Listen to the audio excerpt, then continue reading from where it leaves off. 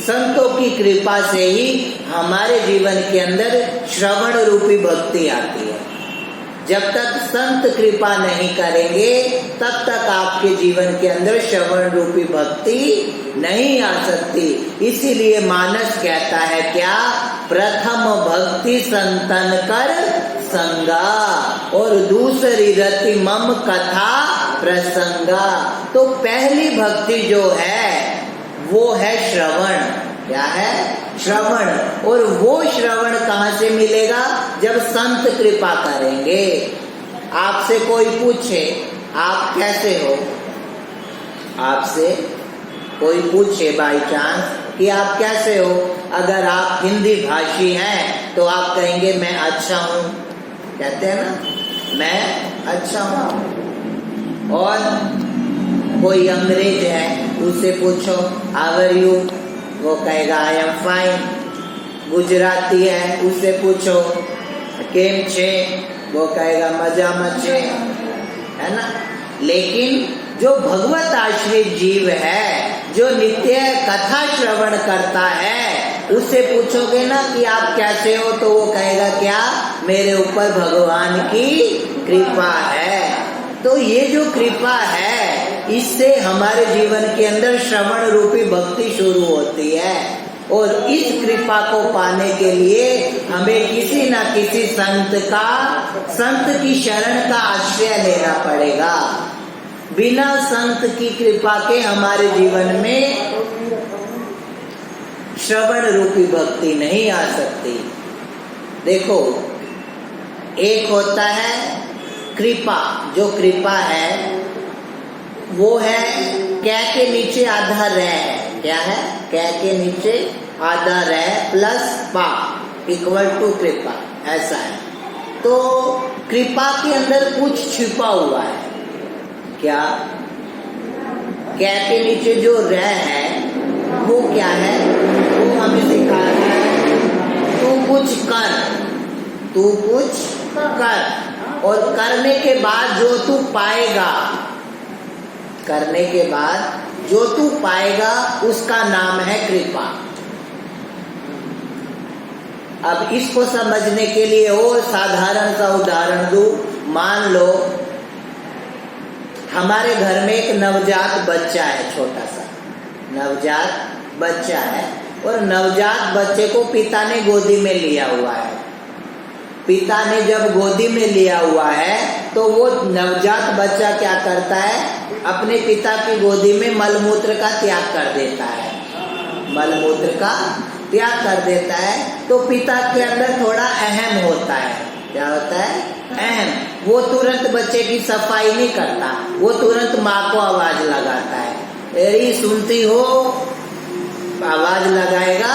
और फिर क्या आएगा, माँ जो है वो दौड़ी दौड़ी आएगी और बच्चे को गोदी में लेगी, और बच्चे को गोदी में लेने के बाद पहला काम करेगी क्या, कि उसने जो मलमूत्र किया है, मलमूत्र किया है, उस मलमूत्र को साफ करके, वो है सेवा। क्या है? मलमूत्र साफ करना है, सेवा। और फिर मलमूत्र जब साफ कर देगी, फिर क्या करेगी, साफ करने के बाद उस बालक का सुंदर सुंदर श्रृंगार कर देगी। क्या करेगी? श्रृंगार कर देगी। सुंदर उसको काला टीका लगा देगी, सुंदर वस्त्र पहना देगी, और फिर क्या करेगी, उस बच्चे को साफ श्रृंगार करके पिता की गोद में दे देगी। क्या करेगी? पिता की गोद में दे देगी, और पिता जो है वो उस बच्चे को फिर खिलाने लगेगा। तो माँ जो है, जो माँ है, हम इन दिनों, आज तो माता जी के ही दिन शुरू हो रहे हैं, तो माँ हमें ऐसा ही करेगी। इस कथा श्रवण से पहले तो हमारे मल मूत्र को, हमारे भीतर जो गंदगी पड़ी हुई है, लोभ की, ईर्ष्या की, द्वेष की, काम की, क्रोध की, इसको खत्म करेगी। और फिर क्या करेगी, हमें श्री ठाकुर जी की गोद में बिठा देगी। संत गाते हैं क्या, जनक सुता जग जननी जानकी अति सी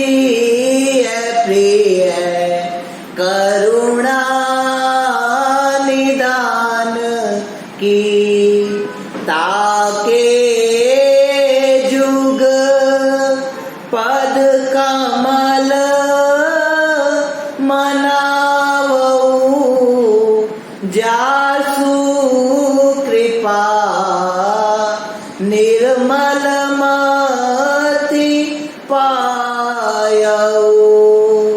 गोस्वामी जी कहते हैं जनक सुता, पहले कहा जो जनक की बेटी है जनक सुता, और फिर जगत जननी, क्या है जगत जननी। एक तो वो जनक की बेटी है, दूसरी वो जगत जननी है। जनक सुता जग जननी जानकी, और अतिशय प्रिय करुणा निदान की। तीसरी बात कही कि वो जो है जनक सुता है, जगत जननी है, और श्री ठाकुर जी की प्रिया है। क्या है? श्री ठाकुर जी की प्रिया है। और मैं जो हूँ, गोस्वामी जी कहते हैं ताके जुग पद कमल मनावऊ, मैं ऐसी किशोरी जी जो है, सिया जी जो है, उनके चरण कमलों की वंदना करता हूँ। क्यों? क्योंकि वो हमें निर्मल मति प्रदान करेगी। क्या करेगी?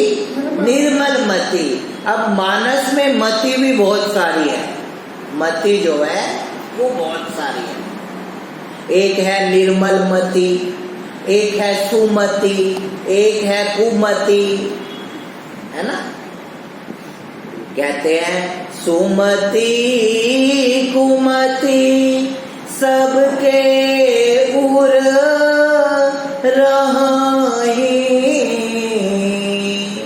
कहते सुमति भी हमारे भीतर है और कुमति भी हमारे भीतर है, लेकिन निर्मल मति जो है वो हमें किशोरी जी ही दे सकती है, वो हमें जनक सुता ही दे सकती है, वो हमें जानकी ही दे सकती है।